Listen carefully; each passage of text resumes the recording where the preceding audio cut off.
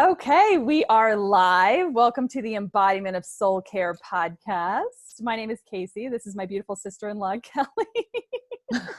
Well, I just saw like this huge hair hanging off my hair tie. I was like, that's disgusting. Oh my Now, God, that's now that great. you can That's see great. This is podcast number 13. Welcome. 13. So Yes. welcome. Ooh, Last week, lucky.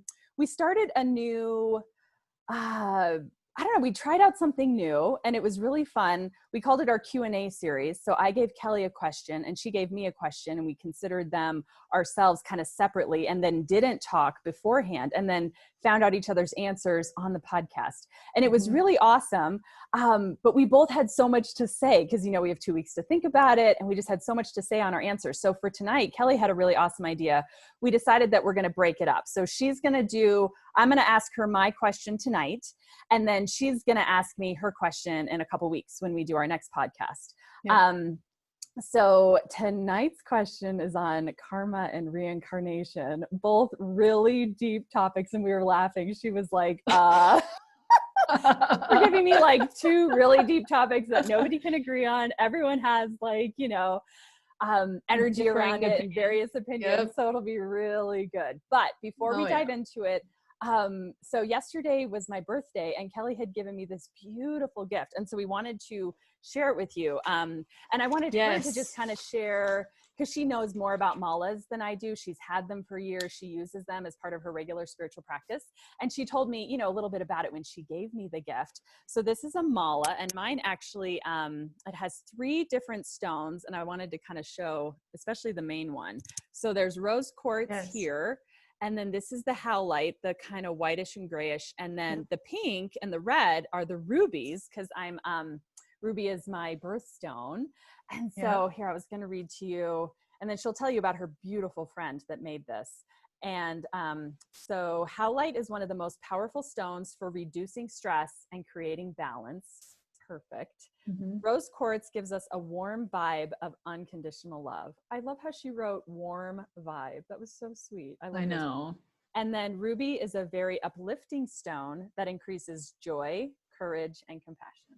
So that's super sweet. So I've been wearing it every day and meditating with it at night. And you said you sleep with it under your bed or under your pillow. And I've even been under my pillow. With it, like under there or next to my bedstand. So I'm really enjoying playing around with it, feeling the energy of it, putting it on when I wake up in the morning, kind of like imagining my bubble around me and that energy, gathering and emanating. So it's been really fun for me to play with. Yep. Yeah. I mean, malas are beautiful. They've been around for, forever. They're a big part of the spiritual world. And why they are is because they hone in and hold our energy. And part of the cool thing about it, as I was telling Casey when she got it, she's like, oh, I love it. I said, you have to wear it for at least 40 days straight. You don't have to sleep with it on, put it under your pillow or put it next to your bed, whatever you want to do. But you need to allow it to be near you and on your body for at least 40 days so that it absorbs your energy, so it gets into knowing you, so that then it can actually start to transmit and help you. As like, for example, if somebody were to come in and kind of sideswipe you energetically, it helps to hone things back in and kind of recenter you, bring you back. Or you come home from a hard day, you put it on, and it's like suddenly you start to feel lighter because it knows you. It's like your best friend. There's 108 beads on it. On all malas. And what those beads are for is they're for either when you say mantras, like to keep track, of your mantras, or your I ams, which is a good one that I do. Like I am this, I am that, I am. And I keep track of them all the way through a meditation if I'm doing an I am meditation. Or you can use them as a way to do prayer. Some people do prayer with them. So when you pray, it's different prayers that you have or different people that you hold close to you that you want to pray for. You can use it for that as well. I mean, it's just, you have so many outlets for its use.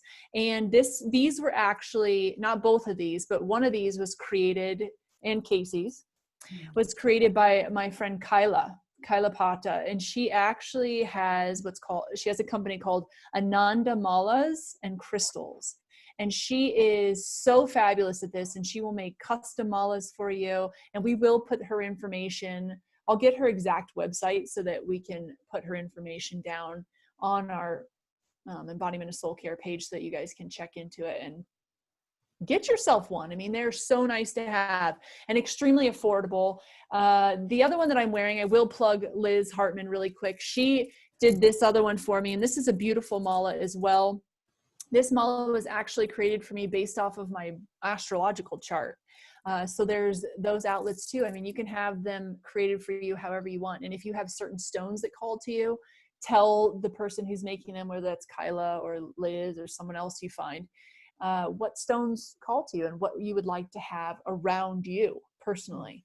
But yeah, and I knew that Casey didn't have one, and I thought, you know, she's embraced so much in this last, like, even 6 months. Yeah. You know what I mean? And it's necessary, you know, it's just one of those added fun pieces to go with the fun of spirituality. And they are versatile. Yeah. Like, you can wear them as bracelets, you can wear them as necklaces. They're really fun. So, and they're pretty too. They're really pretty. Oh, totally. No, I've really enjoyed wearing it. And I've worn it as a bracelet a little bit. And, and you customized this one for me, which was so neat. Yes. Yeah. And it feels like it. It was so funny because Teddy was like, what is that? And, you know, he knows what a rosary is. And so I was like, well, it's kind of like an Indian rosary, same idea. And he was like, oh, okay. You know, like, that's pretty cool. Yep. So, exactly. You know, prayer, you can just consider it prayer beads. Yeah. Really. Yeah. So yeah, it's great. Okay. All right. And I was going to say, actually, Go ahead. I'm like actually exhausted by this question before I even start. And I made you go first this week. I'm like, hey, Kelly, why don't you go tonight? Because I kind of want to hear what you have to say before I answer my question. I know. In a couple weeks. We'll get it. We'll get through this one. Oh, totally. Well, and I was going to say super quick. So from last week, we talked about conscious parenting, you know, ego versus spirit. Mm-hmm. And I've been playing with it. It was really fun. Like, even the very first weekend, because I told you I was going to up my game. And so the very first weekend, you know, August was cleaning up his room, and usually he has to be like, okay, Mom, is this good enough? And I'll like go in and be like, so this time I was like, well, what do you think? Like, I want you to clean it to the level that you think it's good enough. Like, you think it's impressive. You think it's clean. You think it's organized. You know, so I was kind of playing with that a little bit. And a few other times, like, I used the word inner guidance system with him, you know, trusting yourself, me trusting him. So a lot of the language used, I found to be very powerful. It's almost like I want to go back once a month and listen to your 30-minute clip and like remind myself, oh yeah, you know, like, am I doing that? Yeah. Like, how am I doing? Kind of check in, because it's so powerful. So I've really been having fun playing with that. So I just wanted to throw that in there. Oh, awesome. Yeah. I love that. Yeah. And, you know, I've been really conscious of my spirit versus ego voice. I have. And I've cried a lot. Oh, interesting. Okay. So this is something that I shared with Casey, I don't know, a couple weeks back. Trust me, I'm getting to this question. Okay. He's avoiding it. But anyways, I did tell Casey a couple weeks back, well, it might've been like 2 months back. I'd listened to this one song. It was a Selena Gomez song. Remember? Yes. The Lose the Love Me song. And it made me just bawl my eyes out, because instead of, you know, since I'm married and I could care less about like really romantic songs, like I don't care. Yeah. Casey and I talked about it. All of these songs, these love songs that we're listening to, were actually, if you put ego and spirit in that instead, and you're talking to yourself, it's like, it's just a ball storm.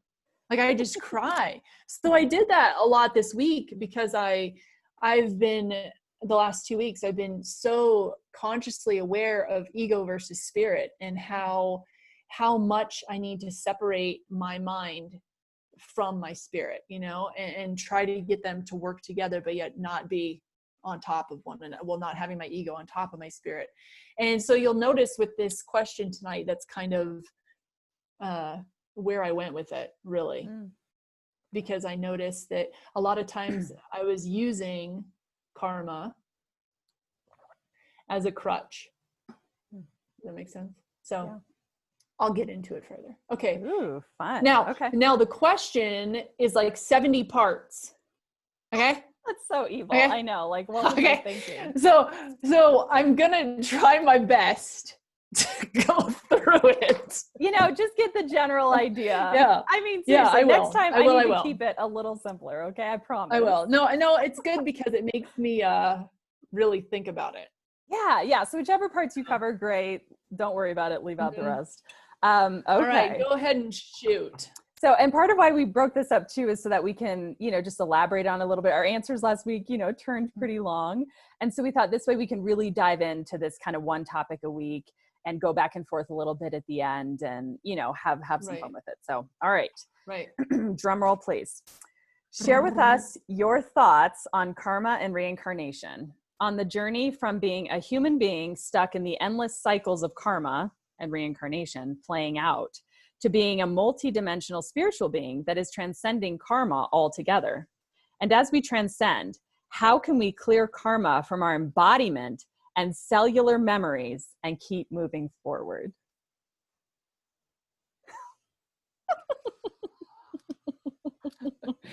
Okay. So I suppose the first thing I need to do, because this is funny, this is actually was a conversation Matt and I had the other night at dinner, because it was Tuesday night. Tuesday day, I sat down to work on this. Yeah. And so I brought it up at dinner and he's going off like against me about all of it. And I said, slow down. Do you even know the definition of karma? Because you're coming at me like, and you have no idea what you're talking about. So I'm just going to start with the definition. So everybody's on the same playing field. And this is the Hinduism, Buddhism definition of karma. Okay. And these are the people that have such a strong belief about karma. Yeah. So that's why I'm going to have their definition, because there's a lot of different definitions, but I'm going to go with the people that truly believe that this is something that transcends through lifetimes. Okay. So karma, the sum of a person's actions in this and previous states of existence, viewed as deciding their fate in future existences. Okay, so pretty much exactly your question, like how does this transcend from lifetime to lifetime? Well, I have a big mother effing spoiler. And I said this to Casey, I said, people are either going to love this or they're going to hate this. But what if I told you that there is no karma? Bum, bum, bum. But what about that guy that did this to me? I was hoping he'd get his ass smacked. Or what about, every time I do something bad, I get like 20 minutes later, something happens bad to me. Or every time I think bad, well, there's your key. Every time you think a thought, it has no choice but to manifest itself. So karma, let's say, as I'm saying, it does not exist, right? Karma might exist for the ego, but it never exists for the spirit. So in terms of transcendence, we never take our karma crap with us from life to life. The moment you leave the body, you leave the shit with it. And you transcend and you ascend into this pure positive being that no longer has any of that crap with it. Now, from lifetime to lifetime, do we share certain things and do we understand each other because of past lives? Yes, but we're understanding each other on a positive vibration. When we meet somebody, we're like, oh, I just don't like that person. Must have been a past life. And you have nothing to do with them. It's not that. It's actually inner guidance saying, stay away. Don't go there. That person isn't necessary for you in this portion of your life. Okay. So positive and negative thinking vibrations. Let's go back to karma, then we'll go to our past life stuff. When you think positively, all you get is positivity. Okay. So the same thing goes for negativity. Anytime you think negative thoughts, all you're going to get is negative thoughts. So let's say that an event happened to us and we did something really bad. And all we can think about is, oh my God, this is going to get me sometime. It's going to get me. Karma's going to bite me in the ass, because the ego believes so strongly in karma and in its form. And so, of course, the more I think about it's going to get me, you're surefire as hell it's going to get me. And if you're a powerful creator and manifester, just in the way that you exist in life, you're going to see it faster. It's not going to be like 10 years down the road where you're like, oh my God, someone stole my purse. That's right. I stole Mickey's pencil in first grade. It's back. No, we're all very powerful creators. And so you're going to see it pretty fast because you're thinking the thought of negativity, of what you did or what someone else has done to you. And that's the same thing. When someone else does something to you, it's really hard for people to just stand back and go, oh, they just did that to me. Okay, moving on. Instead, it's like, I can't believe they did that. They left me on the side of the road. It was raining. What an asshole, blah, blah, blah, blah, blah. And you start to create more and more of those stories because you're now attached to the event. Because the ego says, you know what? I like a maze. Let's just keep going. Let's keep going. Let's keep going. And so the ego just keeps building and building and building all this negativity, which we call karma. But really, it's just emotional thought patterns. So if you stop the emotional thought pattern to the negative side of things, or at least you catch it, like, I got you, you little son of a bee, you know, then it doesn't have a chance to manifest into what you consider, what the ego considers karma. Now, the spirit likes an open road. Okay, the spirit's just going through love, peace, compassion, understanding, flow, flow, flow, flow. What karma? What bad things? Right? So karma, this is pretty funny because karma to me is man-made. I literally think somebody was sitting down, bored as shit one day and mad at the world and decided that there had to be some reason why they had such bad luck. So they created the idea of karma. Okay, I'm poor, I'm sick, I'm lonely, I can't find a lover, blah, blah, all the sad, sad things in life. There has to be a reason. It can't just possibly be me. It has to be something else that's doing this to me. Just like everything else that we do in this world. We always try to pinpoint it on somebody else or something else or an event or past life or whatever. I'm having this bad luck because I was a killer in my other life. So now I can't even get my feet off the ground. Holy crap. If you were a killer in your other life and you knew that you were coming into a new life and you had to bring all that luggage with you, do you think you jumped down the portal to come back? Hell no. I'd say c'est la vie to that plane that was just leaving. There's no way I'd be getting on it. I'd be staying right where I am to avoid all that crap. Now, so my life is horrible, blah, blah, blah. Yep, I deserve this. I deserve it. So as soon as you say that, then you're going to get more of it, right? Mm-hmm. So then the karma becomes even more real to people. See, I knew it. I knew it. Now my whole entire roof fell in. My whole house is flooded. I just knew it. I deserve it. You don't deserve any of it. The only thing you deserve is to remember to heal those inner pathways in you, the experiences that have gone on in your life, and you will not have these karmic outbursts of what you think is supposed to be repaid to you in a negative sense. The only thing that is ever supposed to be given to you is love and compassion and kindness and understanding and tranquility and serenity and peace and bliss. None of this negative stuff. So all you have done when you think all of these negative thoughts is continue to give, like I said, the event power and a new story. And then it's able to take on a new form. You know how we talked about launching your rockets of desire, like Abraham Hicks talks about that a lot. Mm-hmm. Well, which rockets are you launching? Karmic rockets? Supposed karmic rockets? Or positive, beautiful rockets of desire? Which is it? So this So it's not karma. It's just a thought that has recreated itself in a new form.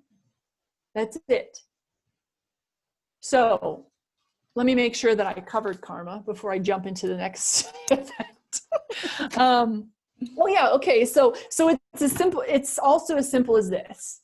You know that saying, you are what you eat? Mm-hmm. Okay. Well, you are what you think about all day long. Mm-hmm.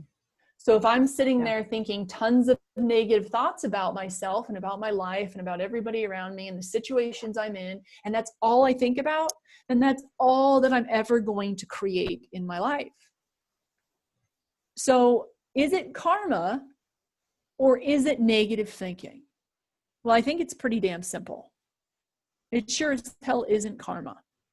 Because there isn't one thing that you're going to do in this life, like I said, that you're going to carry to another one. Because it's not important. It's here for the lessons here, and that's it. So on to the cellular part. I wanted to cover this.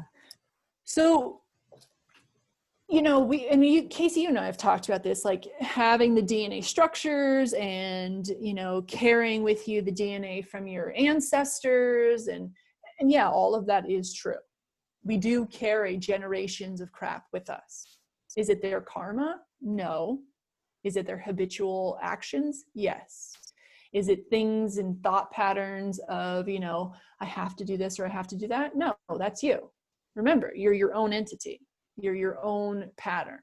The only thing is that you have to remember that every 7 to 10 years, cells will rejuvenate themselves, no matter what. And some will rejuvenate faster. So if I have every 7 to 10 years cell rejuvenation, this is kind of a scary thought. Actually, I thought about this today. And all I'm doing is thinking negative stuff and waiting for the karmic ties to hit me in the ass. Then when my cells begin to rejuvenate, then those cells are taking all the memory of that supposed karma negative thinking with them. Now, what if you thought of it instead where every moment that you think a negative thought, you push positivity in its place? Okay, so then you're always thinking of positive things and recreating. And then all of a sudden when our cells are restructuring themselves, they're restructuring in this positive format. And then all of a sudden you have a full rejuvenation of positive cells that have no memory of the past. What a thought. Right? Like today I was like, whoa, when's my 7 years? I'm like doing like math. Starting to stopwatch. Yeah, exactly. We are starting today. Oh, seriously. So your ego needs to let go, as we always say, of all of the attachments of negative thinking.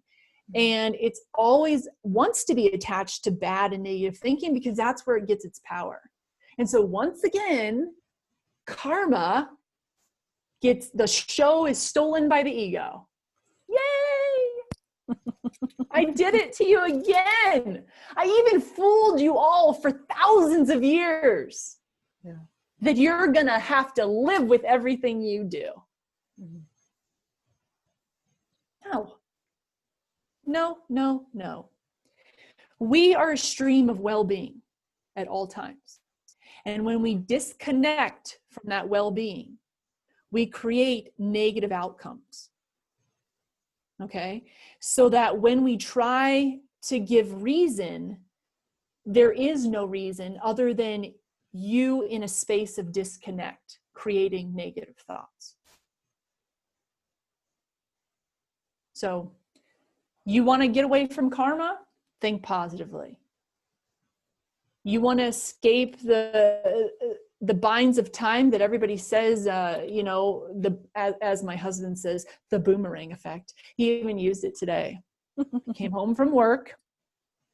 He said something unkind to somebody. And 2 seconds later, he got nailed in the hip by a shovel. Oh my God. Okay. So do we consider that karma? Or do we maybe consider that, and I mean, we could get into this like really deep, but I won't today. Or do we consider that just a path that we have just done this and spirit says, and tries to fight the ego on that, right? So the only way that spirit could actually get your attention, people that are so attached to the physical form and to the ego, is to come outside of that physical form and possibly inflict something upon the human form, right? Because your spirit can go anywhere. It's energy that can go anywhere, anytime, anywhere, any place. So the spirit, the only way to get your attention is to do something maybe in the physical atmosphere around you to get your attention, because you're so far lost in that moment. So that's another thought, you know? It's not necessarily karma, or it could even be spirit guide. It could even be an angel that's saying, hey, quit jacking around. You know better than that. Okay? So there's my tidbit on karma. All right.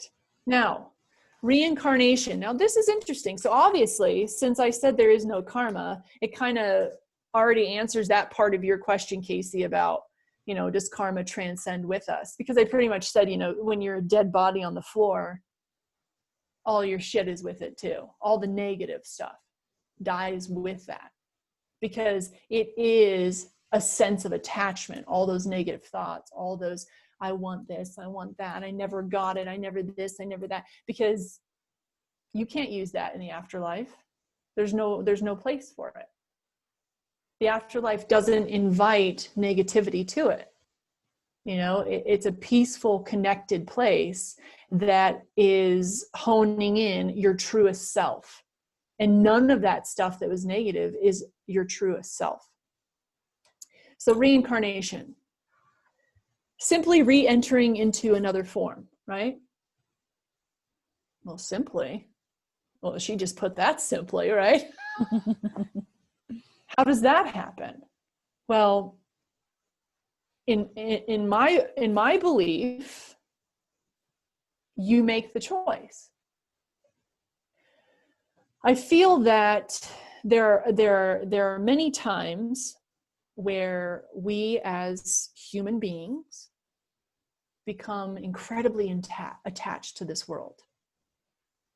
You know, and we say, I love this world, you know, I love this human body, I love all this stuff, I love to eat, I love to love people, to touch people, to see people, to travel, to explore, because this place is amazing. It offers so much if you look at it through the correct eyes. There's so much richness here. So a lot of people become very connected to this human form. And so of course they're like, oh yeah, you know, I'm coming back. I'm coming back again and again and again and again. And they have that choice. Now, some people do not choose to come back because they're not attached to the human form. They're not attached to human life. They have no interest in coming back. It's like, no, you know, I'm good here. Like, I'll come into what I need to learn from the space I'm in. I don't need a fast forward button to get there.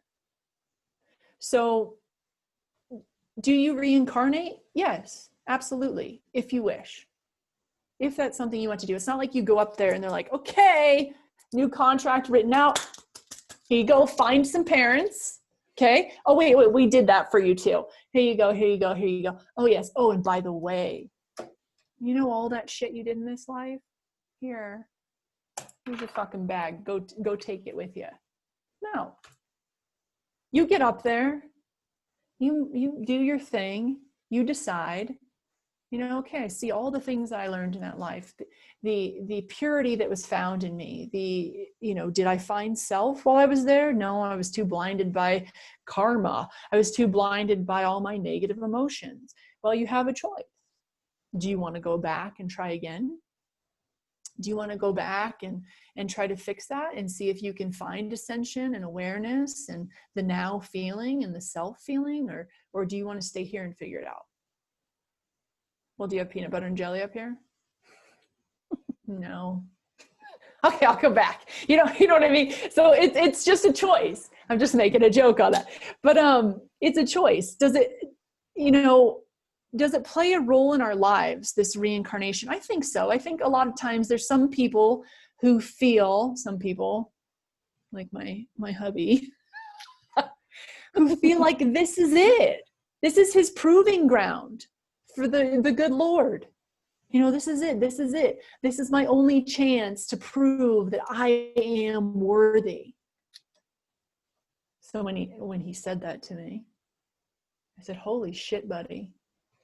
You got a lot to do.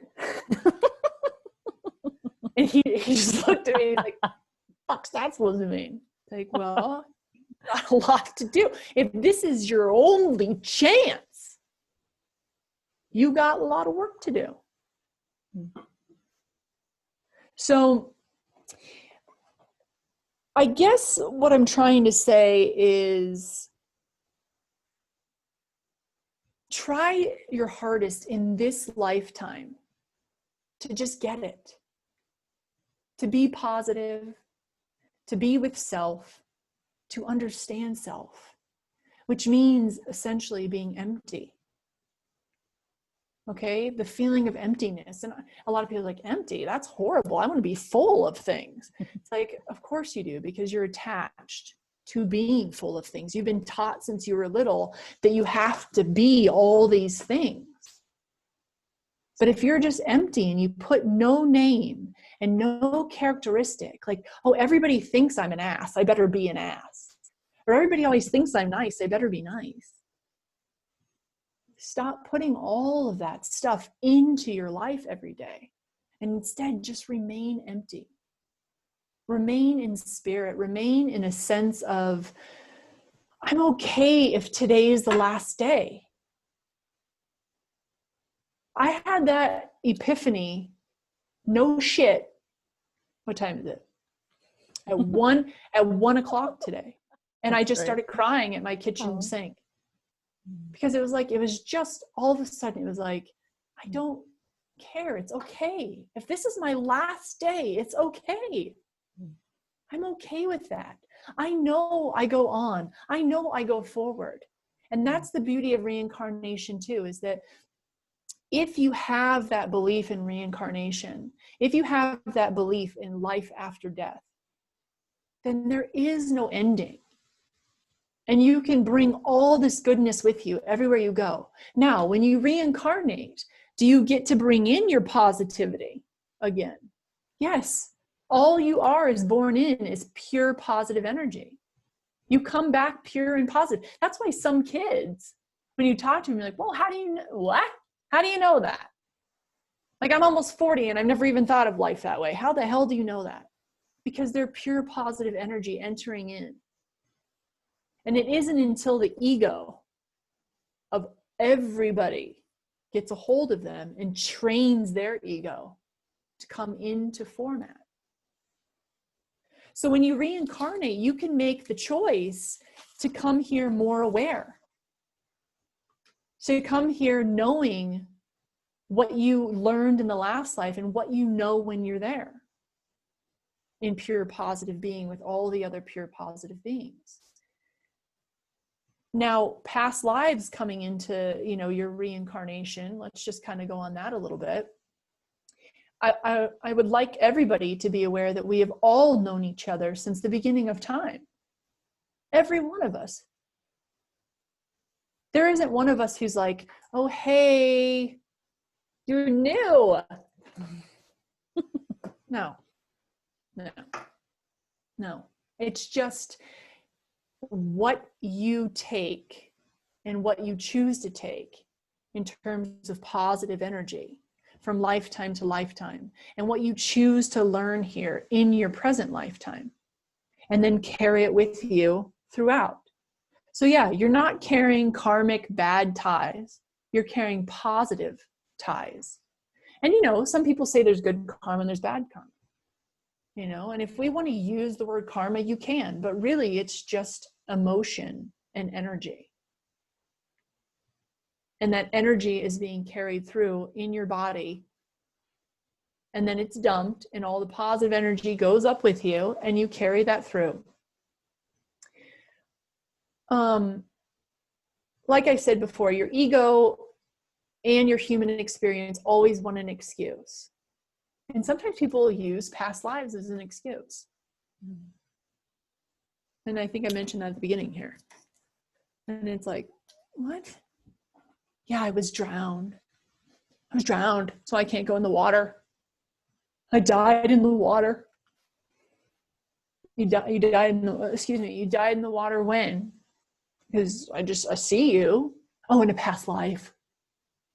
So you're not going to get in the water because you drown in a past life. Yeah. Okay. So you're living your life, as Casey, you and I have talked about many times, for literally the past. Don't do that.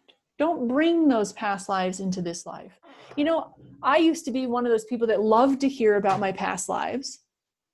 And sometimes I'll tell people about their past lives, but it's not in an intention for them to carry and hang on to it as like the medicine for why I feel the way I feel. It's just another little thing for adjustment. You know, and if I, as an energy and emotional healer, see that come forward, then it's clearly something the person is, you know, mulling in their own head. Like, could this have been a past life? And so it's clarification coming through that, yeah, okay, it was. So what? Let it go. That was then, this is now. Go on this course, go on this path. Had you not drowned, you wouldn't know to be cautious in the water. I don't know what your point, you know, what the thing is with that, but regardless, you don't need to hold on to it. So it's pretty much just comes back to stop coming up with excuses and start healing, you know, what's deep down. Keep it simple. You know, why am I afraid of this? It's not because this or this happened to me. It's because I'm actually afraid. And then you start to dig and you're like, what am I really afraid of? And I guarantee 89% of the time, it's death. The driving force, right? Look at fucking COVID-19. So afraid to die. The number one claw we can get into everybody. Oh yeah. Every one of you fears death. Hold on to this one. This'll kill ya. No, don't let it come near me. You know, so figure out what it is you're deeply, truly having an issue with and go from there. Because I guarantee if it is death, and this goes right into your thing for next week, that's why I'm ending with this. Mm-hmm.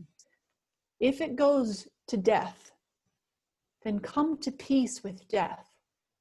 Come to peace with the fact that nothing changes other than you leave human form. And if you don't fear it, and if you don't have that deep embedded fear of all these things coming at you at all times of your life, whether you're in heaven or you're down here, whether it be negativity and karma and all this stuff and all this death, if you let go of all of that and you just let it explode out of you, and you come back to just the center of emptiness and serenity and calmness and trust, you won't fear a thing. And you will go through life living the absolute best life you can live, without question.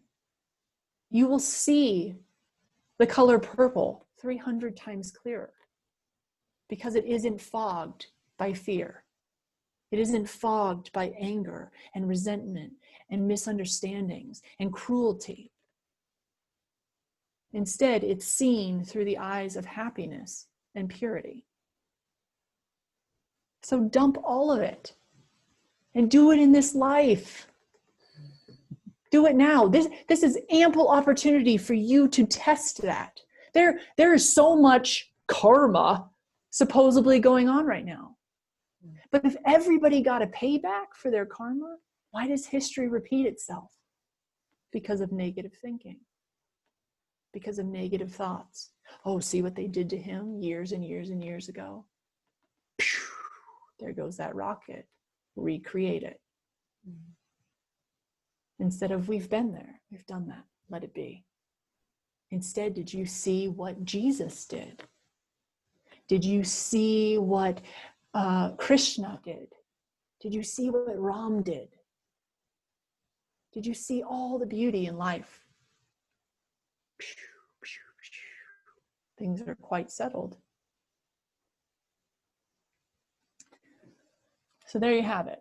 Karma, reincarnation. I don't know what else to say. Hopefully it made sense. Oh, totally. Yeah, no, it's really good. There was quite a few things. I definitely feel like, yeah, with the death piece, it almost seems like, if you use somebody like Matt as an example, if you have a perception or if you have a belief that this is it, you would be terrified of dying, because it's like, well, like I haven't gotten there yet. I still have stuff to do. So like every moment it's like, yeah, but if I die now, I'm fucked, right? It's like, right. So you do in the Right. background, you would have an unconscious fear of death, because it's like, yes, I'm not going to the good place yet or something, so that would be a driving force to be like, well, I can't die yet. But in this world, I mean, you could die at any moment event, there's so many ways you could die. Like any you said, I mean, I loved your thought that, you had that thought today, like, wow, because there's definitely been at least a few times in the last year that I've had that same thought, and it's like, because you're at peace, because you're not, worried about, well, I haven't gotten there yet, or, and if there's a certain moment where it's just like, it's all gone, all the regret, all the guilt, all the this, and you're light as a feather, then it's okay. It's okay if you go, so I found that piece really interesting. Like you said, if you're hanging on to it, or if you have a belief that this is it, then that fear is real. And that fear is a driving force. Yeah. So much of it does depend on your beliefs, on your perceptions. And so much, like you said, here, what was really interesting, I happened to read this really cool article, and it dug backwards. It had like this really cool library that they've put together that kind of, I don't know, puts all this like past information about past societies and beliefs and when they came online, basically. And they were trying to figure out, did like, kind of like this eye in the sky idea, whether it's karma, whether it's a God who will judge you, judge right and wrong. So kind of this eye in the sky idea, did that come about before civilization or after civilization? And what they found out is it came about after civilization. So before civilization, you're in these like tiny little groups, you're nomadic, you're living where you pretty much know everybody in the group. Everyone knows everyone else. If something happens, it's kind of like within a family, right? There's gossip. Everyone tells everyone's business. You can't really keep anything too secret, because you're always up in everyone's grill. Okay. Like that's kind of how they used to live, right? Everyone was really up in everyone's grill, raising everyone's kids, dealing with everyone's stuff. And then as we got into more complex societies, and you were living near strangers now, like you didn't know that person. You can now, human beings. Oh, so my point is, when you were living in the small groups, it was kind of like self-policing, because they would either, let's say they ostracized you or they punished you in some way, but it was within the group. You kind of knew you couldn't hide things as much. You couldn't like get away with it. So people sort of, it was almost like auto-policing amongst themselves. And then once you started building civilizations, then it's like, you might be near a stranger. You don't know what they're doing. So you could do something they won't know. They could do something you won't know. So now this thing builds where all of a sudden it was like, well, how are we going to do this? So it almost, you had said, where did this come from? Did someone just make this up? And I thought it was a fascinating theory for where a judgmental God or karma came into play, let's say 10,000-ish years ago, or whenever you want to say civilization kind of started, but it came after, because we needed a way to police people's morality. Basically saying that before that, it wasn't needed. You didn't need, because karma is a concept. It's a belief. It's a perception. It's a lens. Perception is a lens you see the world through. So it's like we needed a lens literally to put the auto-policing back in. So it's like you were policing yourself. The hope was, okay, people are now going to police themselves, because they have to have some sense of, okay, I'm not going to kill my neighbor. I'm not going to steal from my neighbor. We needed some faith and some peace of mind that our fellow citizens were going to also police themselves, because that's now what civilization depends on. Isn't that kind of where we're at today? Even, we're depending on people to auto police. We just happen to disagree a lot on, but it's, but it's interesting. I found that so interesting, and it totally relates to what you're saying, that karma was an invented concept. A judgmental God was an invented concept so that we could, I don't know, participate in this new experiment called civilization. It was a new experiment for human beings. Think about it. Before, the experiment in consciousness was these little tight knit groups. You kind of knew the other groups. You may or may not get along, but like you kind of knew your group and how you were going to interact with other groups. And then once it got, but that was simple. It's almost like a simple celled organism interacting with other simple celled organisms. Once it got really complex, it's like, but that's the ego's playground heyday, right? Like the other day I was talking to this friend and she kept going on and on and on about all this stuff going on in her perception of it all. And I'm like, you do realize, like, that's great. I have pretty much the opposite views of you. You're like drowning. The ego loves this. It loves that we disagree. It loves that we don't see it the same way. Not even just us, but the whole world, right? It gets off on it. This, you said this, it feeds it. All this drama, all this disagreement, it all feeds the ego and it loves it. I mean, it could just go for ages with all of this food. I mean, think of all the food it's getting now with all the drama. I mean, it's just, it loves it, right? Oh, so you much. know? Like you don't it have loves it because it always has an arguing point. Seriously, right? I mean, it always has a moment to disagree and to say what it wants. Yeah. It's like, it's insane. Yeah. That's really cool. I didn't even... It was this random article I ran across, but it's so perfect, right? That I would just kind of happen to run across it. Yeah, no kidding. And here I am like, oh, I hope this makes sense. But it was so cool how they timed it that way, you know, to kind of prove like the chicken or the egg.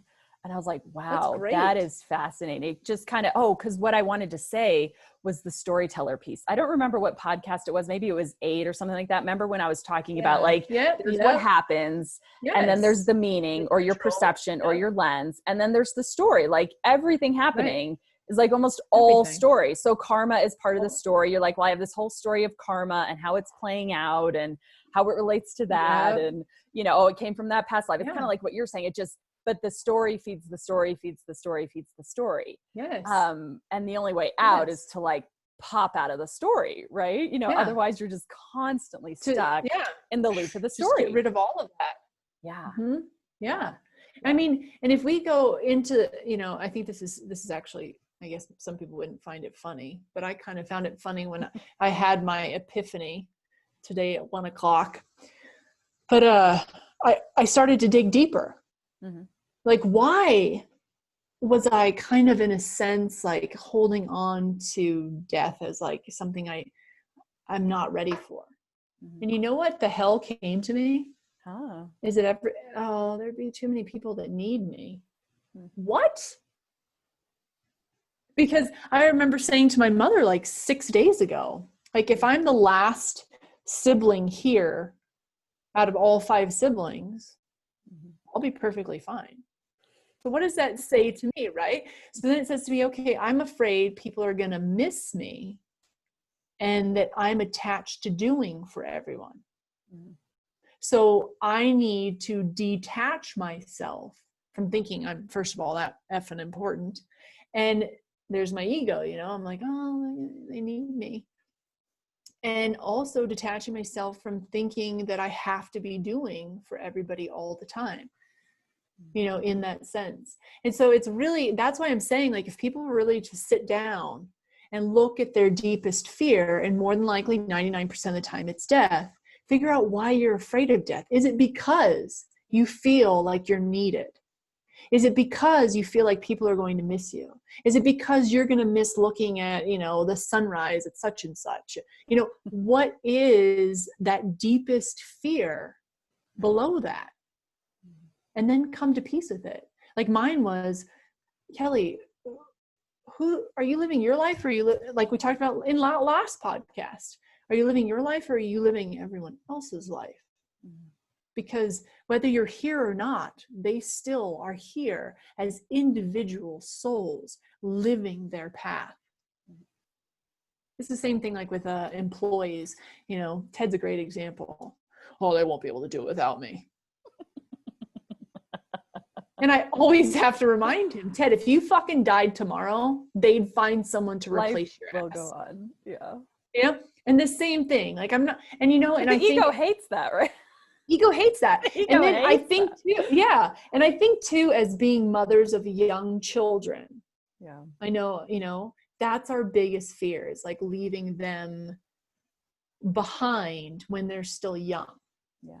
You know, like when they're 18 or 30 or they're on with their lives, whatever, right? It's like, good, you know, I mean, I would like to see this or that with you and whatever. But you know, it's that pull, especially for us moms, you know, it's like, oh, I don't want to leave you. But it's like, what position?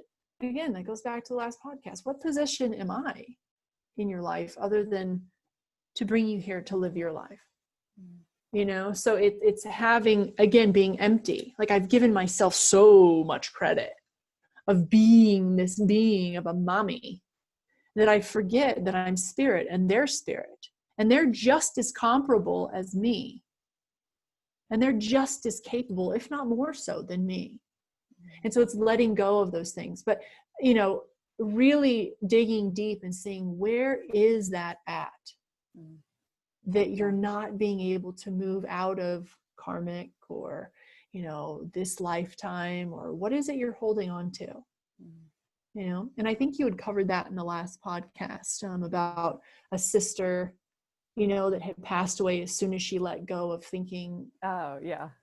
You know what I mean? You know, yeah. She let go of that pattern of thinking, you know, what she was always responsible for and what others were always responsible for. And then poof. Mm-hmm. I'm not saying I'm dying tomorrow. Trust me. I have a lot of shit that I have to get through. But what I am saying is that let's look there. It's a deep spot.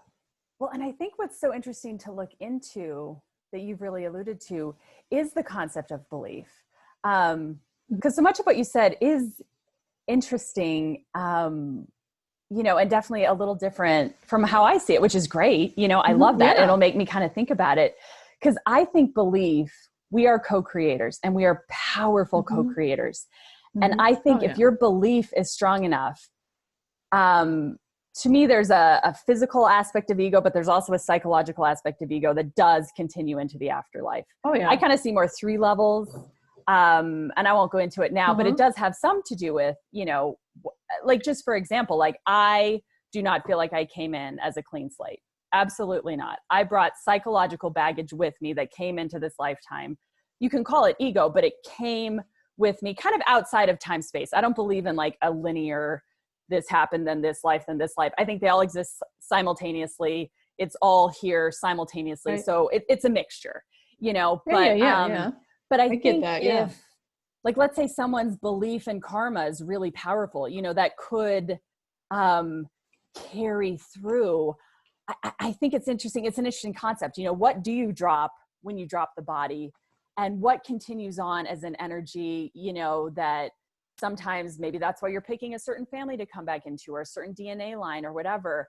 I think it's a lot messier.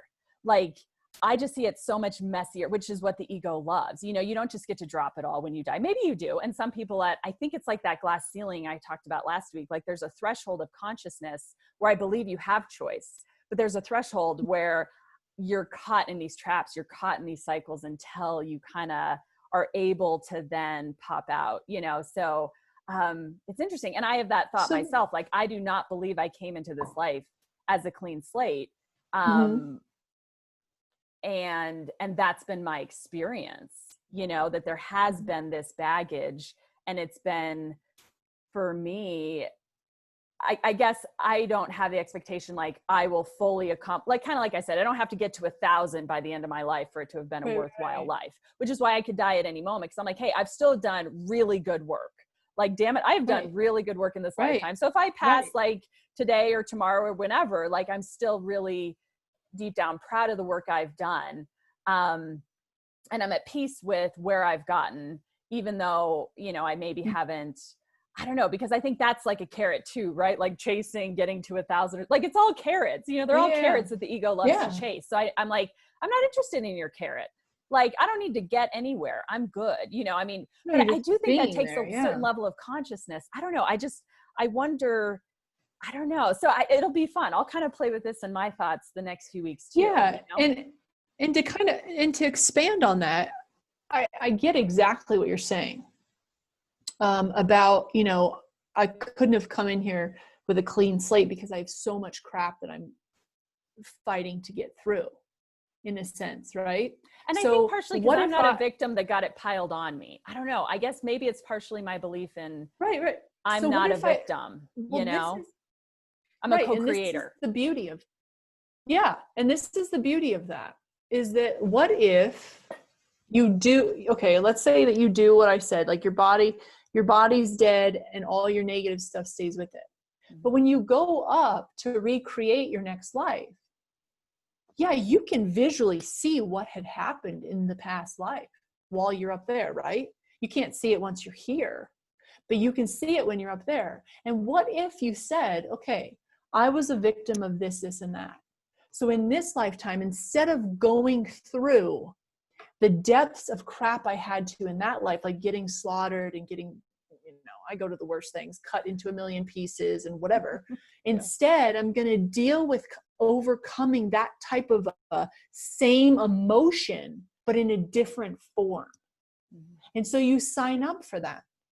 Do you see what I'm saying? So you come in as pure form, but yes, your path is going to take its path to help you ascend and to learn from things that possibly did happen in another life. Does that make sense? Yeah, no, I mean, it's definitely an interesting way to look at it. Yeah. Yeah. So instead of coming in with like, oh, I had like 16 of my limbs, you know, I had my limbs cut in 16 different pieces and I'm here and I'm going to get that son of a bitch in this life. You know, I don't believe that happens, but I do believe that, you know, and some people aren't going to like this. I do believe that when you're up there, you contractually agree to those situations as well before you descend down. Like, okay, I'll be one of your 17 victims in a mass shooting. I need that for my expansion. And the people I'm signed up to co-create with need that for their expansion. So I'll be that victim that goes in, okay, I'm going to have this connection with you, and you, and I'm going to be at that spot, that time, so you can experience what it's like to kill us. And you get that merit of understanding, and I get the merit of the victim of understanding what it's like. And then everybody that was here to co-create with me in my own personal bubble is going to experience that too. So that we're all ascending in one way or another as spiritual beings and experiencing all the depths of, you know, hatred and, you know, or joy or whatever it is you came to do. So we're all benefiting. But do you see what I mean? So it's like coming into this life, not with karmic past, but with duties for other people too. Like, I don't think that, you know, I believe that we come here for each other as much as we come here for ourselves. Because there's people that change your life daily. And they just aren't doing that on a chance. Like, you've contractually agreed with them to make a difference in your life, to pick you up when you're falling down, or to push you down when you're standing up. You know, either way. So that's another way to look at it. I love that you brought that up, because I think a lot of people do struggle with that when it comes, because they tie that into karma and they tie it into, you know, the reincarnation with karma. And really, I personally feel that it is just a contractual agreement coming back to ascend from things that happened in another life, but not in a negative way, only for positive growth. Yeah, no, it's interesting. I give a lot less credit to how much choice we really, I don't know. I still think unconsciousness carries in interesting ways. I don't always think we have full, we can leave this to another time. So yeah, I mean, I definitely have some different thoughts on it, but it's fun to, you know, play with yours and yours. Yeah. And And don't forget, I did have somebody ask, is karma a bitch? Oh yeah, that's right. That's right. I forgot about that. Yeah. And I think we pretty much answered it. It literally depends how you want to look at it, how you want to skin the cat. But in my interpretation, no, karma is not. It's just your thought. But if you believe it is, then it can be. Yeah. Well, then you're going to give it the power to be that. So whatever you want to give the power to will be. Mm-hmm. So that's, yes. And thank you for that, by the way, Morgan. Yeah, no, I love that people interacted with your post today. That was awesome. Yeah. And, and we really love that and we welcome that. Now, do we have time for that little tidbit that you were going to read, or have we already run way over? No, I think we're doing pretty good. Okay. And it's super short. It's a quote that I've had for quite a few years. Actually given to me by a good friend who's not a good friend anymore, but we'll talk about that next week in the grief portion. Speaking of, but it's still a great quote. We have and don't. Oh God, and it'll lead in well to next week. So the author is Aldous Huxley from the book Island. It's dark because you are trying too hard. Lightly, child, lightly. Yes, feel lightly, even though you're feeling deeply. Just lightly let things happen and lightly cope with them. I was so preposterously serious in those days. Lightly, lightly. It's the best advice ever given me.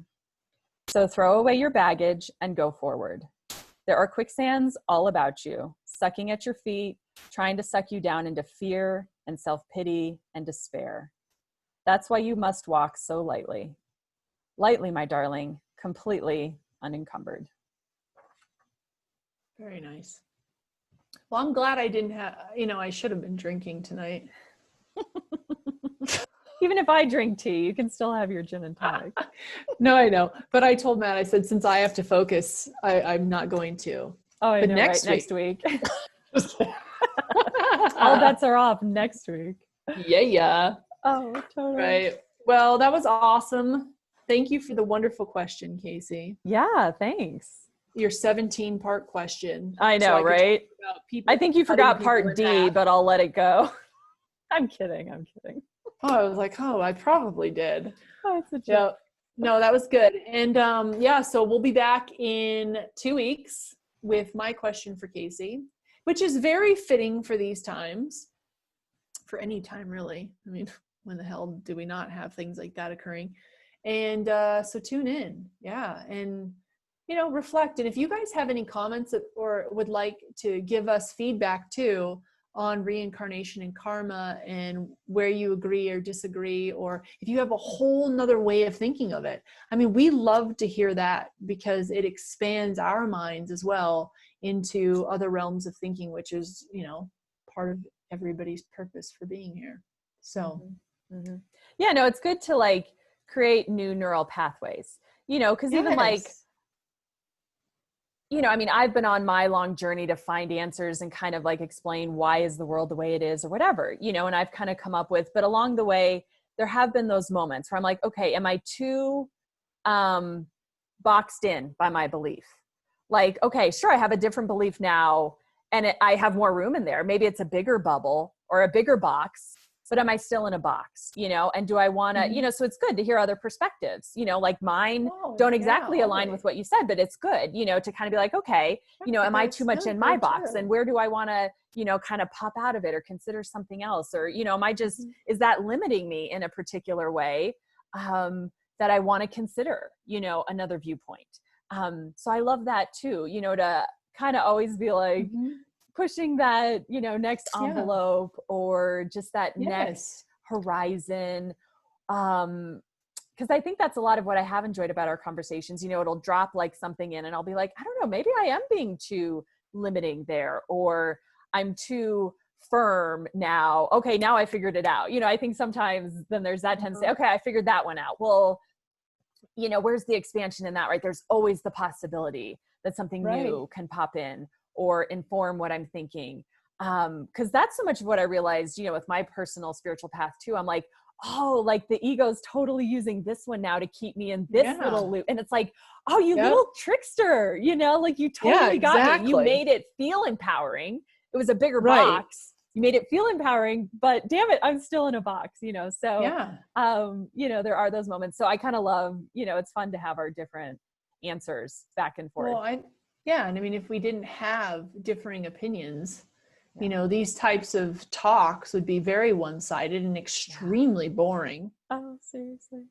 Yeah. And you know, it also goes back to proving our point of, you know, everybody is on their own path. And I hope that your thoughts aren't my thoughts, and that my thoughts aren't your thoughts. And it goes across the board, you know, because that's what we're all here co-creating, as you said, and working together to kind of transfer those thoughts and those energies and say, yes, maybe so. Yeah. Okay. I can grab onto that. And that goes back to my yes box versus my no box, the spirit versus ego, you know, whatever you're thinking, whatever you're feeling, if someone presents it to you, does that bring you closer to spirit or further away from spirit? Like if it feels good, then of course you're going closer to. If it feels not so great, then you're going further away from self and self-understanding. So always keeping that in check when you're listening to people, because what I might say, what I might have said to everybody tonight, you might be like, no, that feels horrible to me. And that's okay, because that's yourself and that's your spirit. Yeah. You know, and if you feel yikes, then that's not yours. You know what I mean? And that doesn't mean that has to be your belief. Oh shit, she said it. I gotta, you know, it's gotta be like, there has to be some truth in that. No. Yeah. Maybe like taking ownership, you know, of our own inner guidance system. Right. Like you talked about last week. Exactly. That's great. So, and we had talked about, you know, this podcast, because there's been times, you know, I've been like, oh, did I say that in the right way? Or I didn't explain that enough, or I didn't dive deep enough into the topic. And then I really came to peace. It was like, well, the whole point of this podcast is just to spark some either new thinking or a little different thing. You're just, oh, okay, I've never heard it that way. You know, anything. It's not necessarily to give the right answer or to give you the answer, because we don't have the answers either. You know, we're on our own. Exactly. But to just, hey, maybe it just sparks a new thought or sparks a new idea or just sparks a new little path that you head down. Like, oh yeah, but you know, and then you kind of tumble down your own way. So, and if we're doing anything, we're helping you trust yourself. Yeah. Yep. So, all right. C'est la vie. All right. Good night, everybody. Have a beautiful day or evening whenever you're listening to this, and we will catch you next time. Be the love within. Love you. Bye. Bye. Yes. Love you.